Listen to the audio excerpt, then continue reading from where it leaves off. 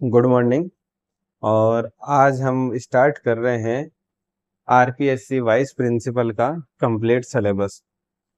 ये पूरी जो लेक्चर की सीरीज होगी इसमें हम कंप्लीट इलेक्ट्रिकल इंजीनियरिंग को कवर करेंगे। सीटें वगैरह कितनी हैं ये तो आपको पता होगा ही कि टोटल 36 सीटें हैं और उनमें इंडिविजुअल ब्रांचेज इलेक्ट्रिकल ब्रांच वाले भी एप्लीकेबल हैं। तो इलेक्ट्रिकल वाले की कंप्लीट तैयारी आपको इस चैनल पे करवाई जाएगी। इलेक्ट्रिकल से रिलेटेड एक भी सिंगल टॉपिक यहाँ पर आपको छोड़ा नहीं जाएगा। आज हम बेसिकली स्टार्ट करेंगे हम मेजरमेंट से इलेक्ट्रिकल मेजरमेंट। और इलेक्ट्रिकल मेजरमेंट का सिलेबस आप देख ही रहे हो आपके सामने है। बेसिक मैथ आज के टॉपिक में हम पढ़ेंगे बेसिक मेथड ऑफ मेजरमेंट क्या होते हैं और इंडिकेटिंग इंस्ट्रूमेंट क्या होता है। हम पॉइंट टू पॉइंट पढ़ेंगे, हम ना ज़्यादा पढ़ेंगे ना हम कम पढ़ेंगे और हम केवल ऑब्जेक्टिव पॉइंट ऑफ व्यू से ही पढ़ेंगे। हमें यहाँ पर पीएचडी नहीं करनी है, हमें केवल और केवल एग्जाम में सिलेक्शन लेना है। इसके साथ हम जो भी ये पूरा हमारा टॉपिक हो जाएगा तो हम इससे रिलेटेड जो है क्वेश्चन करेंगे। ये आपके सामने प्रीवियस ईयर का पेपर है। प्रीवियस ईयर बोले तो ये लास्ट में 2018 के अंदर हुआ था, पेपर 2019 में हुआ था और उसके अंदर मेजरमेंट से आपको 10 क्वेश्चन आए थे। लास्ट क्वेश्चन ये 10, मैंने पूरा पेपर देखा है कि भाई which bridge is use for the measurement of capacitance है। बहुत ही इजी क्वेश्चन है, मतलब तो आपको बिल्कुल भी चिंता करने की कोई जो रिक्वायरमेंट नहीं है। आपके यहाँ सारा सिलेबस कवर किया जाएगा। तो अगेन दोस्तों, आज का टॉपिक शुरुआत करते हैं। सबसे पहला हमारा टॉपिक लेक्चर 1 इलेक्ट्रिकल मेजरमेंट से। तो सबसे पहले हम बात करते हैं कि भाई मेजरमेंट होता क्या है। ये तो आप बेसिकली जानते हो कि हमें पीएचडी नहीं करनी, लेकिन मेजरमेंट क्या होता है यानी किसी भी चीज को मापना। लेकिन हम यहाँ पे हम कोई कपड़े तो माप नहीं रहे, है ना। ऑब्वियस ही बात है, हम इलेक्ट्रिकल की बात कर रहे हैं तो हम इलेक्ट्रिकल क्वांटिटीज का मेजरमेंट करेंगे। तो मेजरमेंट के बिल्कुल ये क्वेश्चन मेथड ऑफ मेजरमेंट में पूछ लिया जाता है। भाई डायरेक्ट मेजरमेंट होता है, इनडायरेक्ट मेजरमेंट, लेकिन एग्जाम में कहीं भी नहीं पूछा जाता। इसकी कोई रिक्वायरमेंट नहीं है एग्जाम पॉइंट ऑफ व्यू से, ये कोई काम का नहीं है। अब आता है कि भाई मेजरिंग इंस्ट्रूमेंट जो होते हैं वो कितने टाइप के होते हैं। मेजरिंग इंस्ट्रूमेंट होता है, एक मैकेनिकल इंस्ट्रूमेंट भी होता है, इलेक्ट्रिकल इंस्ट्रूमेंट भी होता है मापने के लिए, इलेक्ट्रॉनिक इंस्ट्रूमेंट भी होते हैं। मैकेनिकल में आपने देखा होगा, आपने पुराने जमाने के जो कांटे देखे होंगे वजन मापने के लिए, वेट वेट मशीन। इलेक्ट्रिकल में आप वोल्ट मीटर एमीटर करंट को नापने के लिए, वोल्टेज को मापने के लिए। और आपने इलेक्ट्रॉनिक कांटा भी देखा होगा। लेकिन हमारे सिलेबस में हम क्या चीज पढ़ रहे हैं वो है सिर्फ और सिर्फ आपके इलेक्ट्रिकल मेजरिंग इंस्ट्रूमेंट। ओके।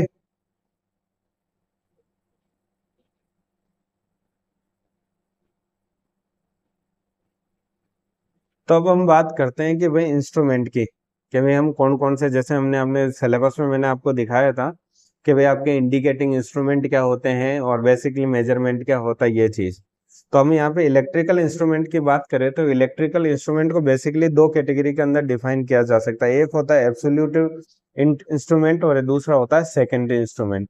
अब आपको इनमें ज्यादा पीएचडी करने की जरूरत नहीं है कि एब्सोल्यूट इंस्ट्रूमेंट क्या होता है या सेकेंडरी इंस्ट्रूमेंट क्या होता है। बेसिक एब्सोल्यूट इंस्ट्रूमेंट वो होता है जिसके अंदर जो भी अपन क्वांटिटी मेजर कर रहे हैं उसको उसके इंस्ट्रूमेंट के कांस्टेंट के रूप में उसमें फाइंड किया जाता है ना। एग्जांपल होता है जैसे टेंजेंट गैल्वेनोमीटर और रिले करंट बैलेंस। ये मोस्ट इंपॉर्टेंट एग्जांपल है, पूछ लिया जाता है कि भाई एब्सोल्यूट इंस्ट्रूमेंट का एग्जांपल कौन सा है, तो आपको याद रखना है कि भाई टेंजेंट गैल्वेनोमीटर होता है और एक होता है रिले करंट बैलेंस। और इसी तरह से दूसरा होता है सेकेंडरी इंस्ट्रूमेंट। सेकेंडरी इंस्ट्रूमेंट क्या होता है भाई, जो डिफ्लेक्शन होता है अपना, जैसे भी वोल्ट मीटर में और एमीटर, ये दोनों क्या है, सेकेंडरी इंस्ट्रूमेंट है। सेकेंडरी इंस्ट्रूमेंट आप जब भी वोल्ट मीटर आपने करंट आपने मेजर किया हो वीटेक के अंदर आपने, तो वोल्ट मीटर अपना डिफ्लेक्शन होता है कि नहीं होता है, पुराना एनालॉग टाइप का। तो ये क्या होता है कि भाई deflection give the magnitude of quantity to be measured directly. जो भी हमें क्वांटिटी डायरेक्टली मेजर करनी है उसका क्या मिलता है, हमें डिफ्लेक्शन के रूप में मिलता है। ठीक है। तो आपने दो तरह के पढ़े होंगे, डिफ्लेक्शन टाइप और नल टाइप। ठीक है। अब हम बात करते हैं कैरेक्टरिस्टिक्स ऑफ इंस्ट्रूमेंट, कि भाई मेजरमेंट जितने भी हम कर रहे हैं उसकी कैरेक्टरिस्टिक्स इंस्ट्रूमेंट की कैसे फाइंड आउट करते हैं, कैरेक्टरिस्टिक्स क्या होती है और ये इंपॉर्टेंट है। पहला ही टॉपिक, जैसे कि पहली कैरेक्टरिस्टिक्स होती है एक्यूरेसी। अब एक्यूरेसी से आप लोग क्या समझते हो। एक्यूरेसी का मतलब होता है कि डिग्री ऑफ क्लोजनेस, कि एक्चुअल जो आपकी वैल्यू है, रिजल्ट है, ट्रू वैल्यू है या स्टैंडर्ड वैल्यू है, उससे आपका मेजरिंग इंस्ट्रूमेंट ने कितना रिजल्ट नियर दिया है। जितना ज्यादा नियर बाई होगा उतनी ज्यादा उसकी एक्यूरेसी ज्यादा होगी। इसी तरह से होता है प्रिसीजन। प्रिसीजन का मतलब ये नहीं होता कि आपको रिजल्ट एक्यूरेट मिले। कोई मान लो कि आपका जो मीटर है वही फॉल्टी है, लेकिन वो बार बार गलत रिजल्ट दे रहा है, लेकिन आपने उससे 10 बार टेस्ट किया, 10 बार उसने गलत रिजल्ट दिया, लेकिन जैसे कि अगर स्टैंडर्ड वैल्यू 100 है और वो 10 बार के 10 बार 90.1, 90.2, 89.9, तो इसका मतलब है वो प्रिसाइज तो रिजल्ट दे रहा है, लेकिन एक्यूरेसी की कोई गारंटी नहीं है। और एग्जाम में क्वेश्चन यही पूछा जाता है कि जो प्रिसीजन इंस्ट्रूमेंट होते हैं वो are not guaranteed for accuracy.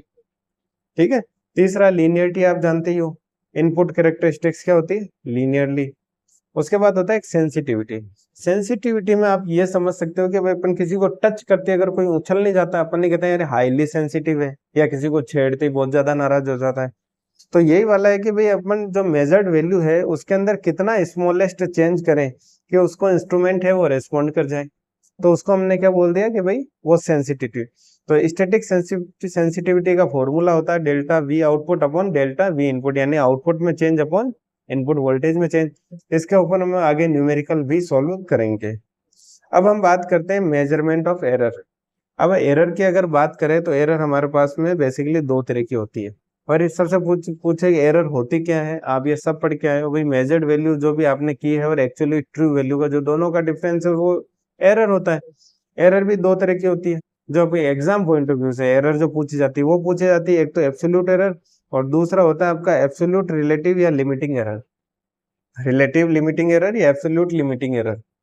तो एब्सोल्यूट एरर तो होता है measured value minus true value basic, और अगर इसी को ट्रू वैल्यू से डिवाइड कर दिया जाए तो उसको हमने बोल दिया limiting error. Measured value minus true upon true into 100% में फाइंड आउट कर सकते हैं।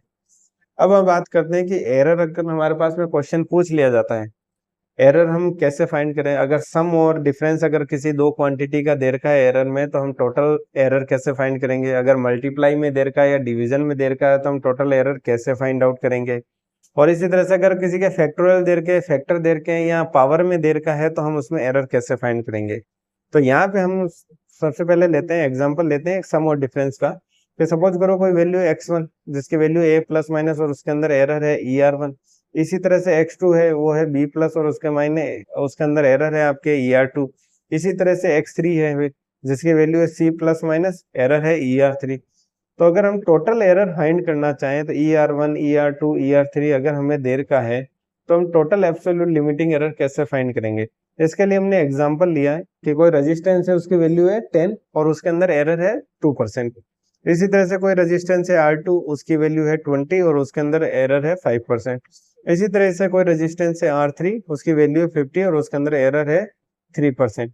तो अब अगर हमें कोई पूछ ले कि टोटल एरर फाइंड आउट कीजिए तो R इक्विवेलेंट तो हो गया 10 प्लस 20 प्लस 50 यानी 80, 50 20 70 10 80।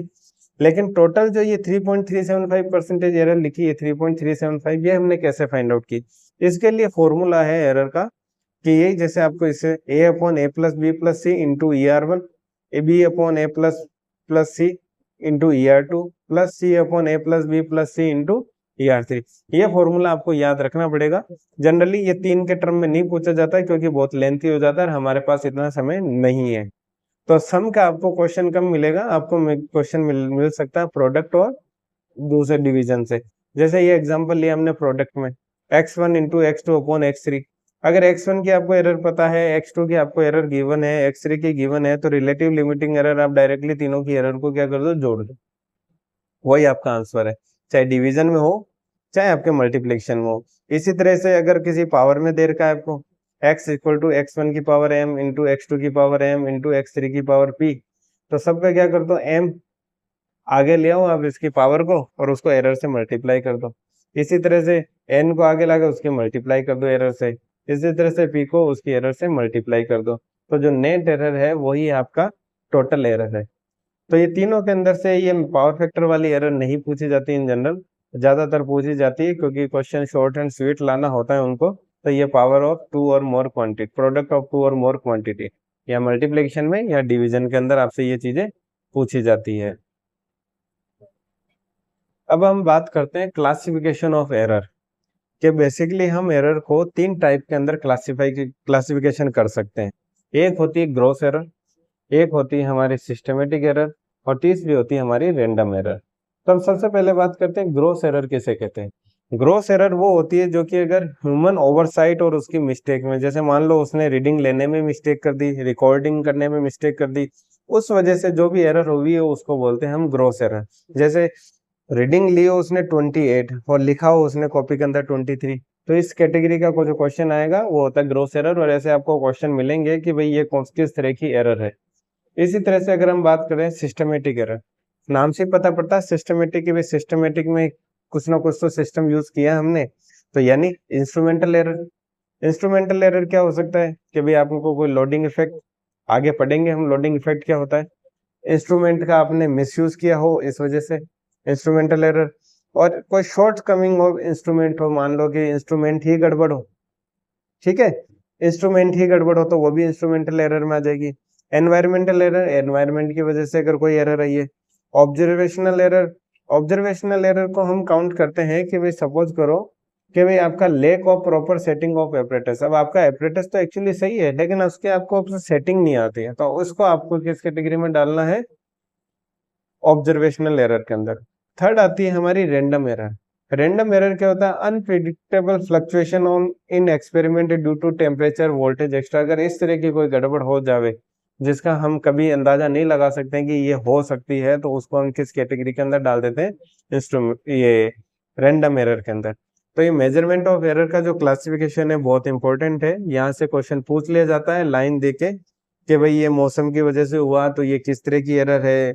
अगर आपने रीडिंग लिखी इतनी है, आपने इतनी रीडिंग ले ली है, तो ये ग्रॉस एरर है या नहीं है ना। आपने इंस्ट्रूमेंट का जो एपरेटस है उसकी सेटिंग सही नहीं करी है तो वो किस तरह की एरर है, तो इसको ऑब्जर्वेशनल एरर है, ये सारी चीजें। अब हम बात कर रहे हैं आपके इसी के जो एग्जाम का सेकंड टॉपिक है जिसमें आपके लिखा हुआ इंडिकेटिंग इंस्ट्रूमेंट, है ना। तो इंडिकेटिंग इंस्ट्रूमेंट में हम बात करते हैं भाई क्लासिफिकेशन ऑफ एनालॉग इंस्ट्रूमेंट। पहले बात करते हैं कितने तरीके होते हैं। तो क्लासिफिकेशन ऑफ एनालॉग इंस्ट्रूमेंट 3 तरह के होते हैं। 3 तरह के में हम एनालॉग इंस्ट्रूमेंट को क्लासिफाई कर सकते हैं। एक इंडिकेटिंग इंस्ट्रूमेंट, दूसरा रिकॉर्डिंग इंस्ट्रूमेंट, और तीसरा होता है हमारा इंटीग्रेटिंग इंस्ट्रूमेंट। तो इंडिकेटिंग इंस्ट्रूमेंट से आप क्या समझते हो, इंडिकेट नाम से ही आपको पता पड़ जाता है कि भाई कुछ ना कुछ इंडिकेट होगा, यानी पॉइंटर मूव करेगा। जो भी हम इलेक्ट्रिक क्वांटिटी है उसको मेजर करेंगे तो उसके अंदर हमारा पॉइंटर मूव करेगा उस क्वांटिटी को मेजर करने के लिए। उसके एग्जांपल आपको पता ही है, volt meter, ammeter, watt meter, ये सब आपने पावर फैक्टर मीटर ये यूज करा है। तो इसमें से क्वेश्चन ये पूछ लिया जाता है कि ये किस कैटेगरी के हैं। क्या आपसे पूछ लिया कि पावर फैक्टर मीटर किस कैटेगरी में आता है, तो आपको जवाब देना है उसका इंडिकेटिंग इंस्ट्रूमेंट। इसी तरह से एमीटर किस में आता है, वोल्ट मीटर, वोट मीटर, ये सारे के सारे क्या है, इंडिकेटिंग इंस्ट्रूमेंट है। अभी हम इससे रिलेटेड क्वेश्चन भी करेंगे। दूसरा आ जाता है कि भाई रिकॉर्डिंग इंस्ट्रूमेंट, ये कोई काम का नहीं, इलेक्ट्रॉन मैकेनिकल इलेक्ट्रॉनिक्स, जो मैं आपको बोल रहा हूँ आप केवल उसी पे फोकस करो। अब हम बात करते हैं भाई रिकॉर्डिंग इंस्ट्रूमेंट। आपने भूकंप आता है, जब भूकंप आता है तो जो इसकी वेव्स होती है भूकंप की, उसको क्या करता है सिस्मोग्राफ, क्या करता है मेजर करता है और फिर उसको इलेक्ट्रिकल क्वांटिटी में चेंज करता है और वो रेगुलर उस पे ग्राफ पे रिकॉर्डिंग सिग्नल की होती रहती है। तो उस टाइप के जो इंस्ट्रूमेंट होते हैं उसको हमने बोल दिया रिकॉर्डिंग इंस्ट्रूमेंट। तीसरा आता है इंटीग्रेटिंग इंस्ट्रूमेंट। इसका एग्जांपल वेरी वेरी इंपॉर्टेंट, क्योंकि एग्जांपल पूछा जाता है, पूछ लिया जाता है कि इंटीग्रेटिंग इंस्ट्रूमेंट के एग्जांपल कौन से होते हैं। ये करते क्या है, कहते किसे हैं, ये करते हैं measure of total amount of either quantity of electricity और इलेक्ट्रिकल एनर्जी।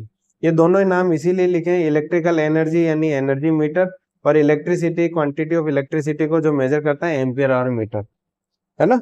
तो ये हमारे 3 बेसिक क्लासिफिकेशन है एनालॉग इंस्ट्रूमेंट के। अब हम बात करते हैं कि इनका एनालॉग जो इंस्ट्रूमेंट है उनका प्रिंसिपल ऑफ ऑपरेशन क्या है।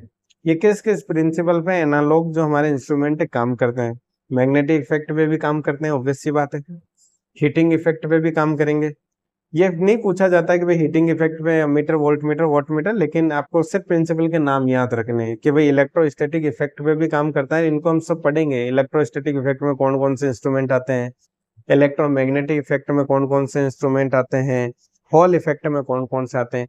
ये 5वां जो टॉपिक है हॉल इफेक्ट, ये एग्जांपल डायरेक्टली पूछ लिए जाते हैं इन एग्जाम में, ऐसे ही क्वेश्चन पूछे जाते हैं। भाई फ्लक्स मीटर किसका एग्जाम्पल है, अब एमीटर तो आपके सब में आ जाता है। इलेक्ट्रोमैग्नेटिक इंडक्शन है वो किसका एग्जाम्पल है, किस इफेक्ट का आता है। तो हम ये सारे विस्तार से पढ़ेंगे, हम एक एक इंस्ट्रूमेंट, उसमें आ जाएगा कि हम किस किस प्रिंसिपल पे कौन कौन सा इंस्ट्रूमेंट काम करता है। आपको सिर्फ ये मैंने क्लासिफाई करने के लिए यहाँ पे लिखा है कि भाई जो एनालॉग इंस्ट्रूमेंट है उनका principle of operation magnetic effect पे भी काम करता है, हीटिंग इफेक्ट पे भी काम करते हैं, ये इलेक्ट्रोस्टैटिक पे भी काम करते हैं, इलेक्ट्रोमैग्नेटिक पे भी काम करते हैं और हॉल इफेक्ट पे भी काम करते हैं। जैसे ये क्वेश्चन, इंडिकेटिंग इंस्ट्रूमेंट मैंने आपको वहां पे भी बताया था, volt meter, ammeter, watt meter और पावर फैक्टर मीटर यहाँ पे हो गया। एब्सोल्यूट में मैंने आपको वो दो ही बताए थे, टेंजेंट गैल्वेनोमीटर और रेले वो वेट कांस्टेंट। एक होता है रिकॉर्डिंग, रिकॉर्डिंग के अंदर आपको मैंने बताया था ग्राफ, सिस्मोग्राफ का मैंने बताया था एग्जांपल। इंटीग्रेटिंग में भी मैंने आपको दो बताए थे, एम्पियर आवर मीटर। ठीक है, अब हम बात करते हैं टॉर्क। ये सबसे इंपॉर्टेंट चीज है इंडिकेटिंग इंस्ट्रूमेंट। अब भाई इंडिकेटिंग इंस्ट्रूमेंट के अंदर कुल मिला के जो आपका पॉइंटर होता है वही तो मूव करता है, कभी यहाँ कभी यहाँ, वैल्यू बढ़ाने के लिए वापस नल और जीरो पे आ जाता है मैक्सिमम। तो अगर इंडिकेटिंग इंस्ट्रूमेंट में अगर टॉर्क नहीं होगा तो पॉइंटर मूव कैसे करेगा? तो पॉइंटर को मूव करवाने के लिए टॉर्क जरूरी है। अब एक होता है ऑपरेटिंग टॉर्क, जिसकी वजह से जैसे आपने जैसे वोल्ट मीटर लगाया, वोल्टेज आप मेजर कर रहे हो, तो आपका जो पॉइंटर है वो लास्ट एंड तक घूमेगा, जितना भी आपको मेजर करना है वोल्टेज। तो अगर वो डिफ्लेक्टिंग टॉर्क, उसको नाम क्या देते हैं हम, डिफ्लेक्टिंग टॉर्क या operating torque. Due to measurable quantity, जो भी आप क्वांटिटी मेजर कर रहे हैं उसकी वजह से पॉइंटर मूव कर रहा है, उसको हमने बोल दिया डिफ्लेक्टिंग टॉर्क, उसकी वजह से डिफ्लेक्ट हुआ। अब वो डिफ्लेक्ट हो गया, अब अगर वो वापस जीरो पे भी तो आना चाहिए, आपके वोल्ट मीटर एमीटर कुछ भी हटाते ही। तो उसको जो वापस लाने के लिए, जो जीरो पोजीशन पे लाने के लिए या मिडल में उसको लाने के लिए जो टॉर्क यूज किया जाता है उसको बोलते हैं कंट्रोलिंग टॉर्क और रिस्टोरिंग टॉर्क। ये स्प्रिंग से प्रोवाइड किया जाता है। अगर कंट्रोलिंग और रिस्टोरिंग टॉर्क अगर हम नहीं प्रोवाइड करवाएंगे तो जो पॉइंटर है वो हमारा मैक्सिमम पोजीशन पे स्विंग करता रहेगा, वहीं पे का वहीं हिलता रहेगा। अब तीसरा होता है डैम्पिंग टॉर्क। भाई ये क्या होता है? अगर जैसे आपका कंट्रोलिंग टॉर्क की वजह से आपका पॉइंटर है वापस अगर जीरो पोजीशन पे आया तो वहां पे वो इमीडिएटली एकदम रेस्ट नहीं होता है इनर्शिया की वजह से। तो टू रेस्ट पॉइंटर इमीडिएटली, उसकी वजह से हम प्रोवाइड करवाते हैं डैम्पिंग टॉर्क। तो हम आगे इनके बारे में एक एक के बारे में पढ़ते हैं। भाई डिफ्लेक्टिंग टॉर्क मैंने आपको बताया था कि ये किसकी वजह से हो रहा है, जो भी हम क्वांटिटी मेजर कर रहे हैं तो इसको डिनोट करते हैं टी डी से। डी यानी डिफ्लेक्शन, डायरेक्टली प्रोपोर्शनल होता है मेजरेबल क्वांटिटी। फिर हम पढ़ते हैं भाई कंट्रोलिंग टॉर्क, ये भी बताया था भाई मैक्सिमम पे पहुंच तो गया, उसको वापस जीरो पर भी तो लाना है। तो जीरो पे लाने के लिए हम क्या करते हैं, स्प्रिंग यूज करते हैं। अगर नहीं लाएंगे तो ये विदाउट कंट्रोलिंग टॉर्क जो आपका पॉइंटर है वहीं पे मैक्सिमम पोजीशन पर स्विंग करता रहेगा, swing at its maximum position and will not return to zero after removing the source. अब हम बात करते हैं थर्ड, डैम्पिंग टॉर्क की। अब हमने डैम्पिंग टॉर्क में मैंने आपको बताया था भाई आ तो गया वो, लेकिन इनर्शिया की वजह से वो क्या करता है, वहां पे वाइब्रेट करता रहेगा, मूव करता रहेगा। तो उसको स्टेडी स्टेट में लाने के लिए हमें डैम्पिंग टॉर्क की जरूरत है। तो डैम्पिंग टॉर्क जो है वो तीन तरीके से प्रोवाइड किया जा सकता है। एक होता है एयर फ्रिक्शन डैम्पिंग। ये पूछा जाता है कि कौन से मीटर में किस तरह की डैम्पिंग यूज की जाती है। Air friction damping moving iron और इलेक्ट्रोडायनोमीटर में यूज की जाती है। फ्लूइड फ्रिक्शन डैम्पिंग इलेक्ट्रोस्टैटिक के अंदर यूज की जाती है। एडी करंट या इलेक्ट्रोमैग्नेटिक डैम्पिंग है वो पीएमएमसी में यूज की जाती है। तो सबसे जो इसमें भी इंपॉर्टेंट है वो है ये लास्ट वाला पीएमएमसी, है ना। एडी करंट या इलेक्ट्रोमैग्नेटिक डैम्पिंग के अंदर ये एडी करंट या इलेक्ट्रोमैग्नेटिक डैम्पिंग यूज की जाती है परमानेंट मैग्नेट मूविंग कॉइल के अंदर, है ना। और जो जनरली डैम्पिंग फैक्टर होता है एनालॉग इंस्ट्रूमेंट का वो 0.6 से 0.8 के बीच में होता है। ठीक है, अब हम नेक्स्ट टॉपिक पे जाएं। ये हमने पढ़ ही लिया। अब हम नेक्स्ट टॉपिक के अंदर हम बात करेंगे ये जो भी अभी हमने पढ़े हैं इंडिकेटिंग इंस्ट्रूमेंट, नाम पढ़ा हमने एनालॉग के अंदर, मूविंग आयरन हो, पीएमएमसी हो, इलेक्ट्रोडायनोमीटर हो या इलेक्ट्रोस्टैटिक हो, ये जितने भी तरह के हमने डैम्पिंग पढ़ी है, किसमें कौन सी डैम्पिंग यूज की जाती है, कौन से मीटर की क्या खासियत है, कौन एसी पे वर्क करता है, कौन डीसी पे वर्क करता है, कौन एनर्जी पे करता है, किसकी पॉइंट कॉइल का रेजिस्टेंस ज्यादा होता है, किसका कम होता है, ये सारी डिटेल जो है हम नेक्स्ट चैप्टर में पढ़ेंगे। आपको ये हमारा वीडियो कैसा लगा? अगर आपको इसमें कुछ सुधार करना हो, कोई स्पेशल चीज पढ़नी हो तो प्लीज आप इसको हमें कमेंट करें, मैसेज करें, बताएं और अपने सुझाव भी दें ताकि हम इसको और सुधार कर सकें, है ना। Okay, thank you, good bye.